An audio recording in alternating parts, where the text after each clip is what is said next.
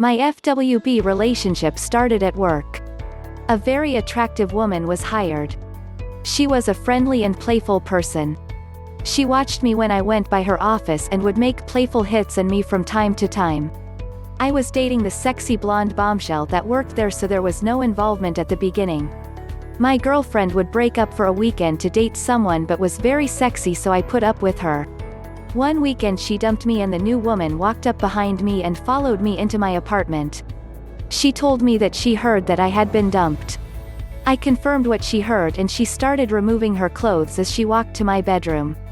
She felt that I needed the company of a willing woman to become very, very good friends.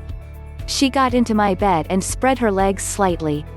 I had removed my clothing as she did and followed her. She spread her legs wider as I mounted and entered her. We had very good sex for a very long time and I joined her when she went off, keeping my cock deep in her while I finished and afterward. She was sexy, muscular, very well built, and felt very good inside and against me.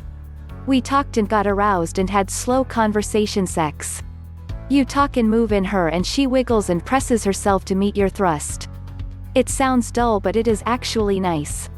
We decided to be FWB because she was divorced but wanted him back, and I was dumped but she usually came back.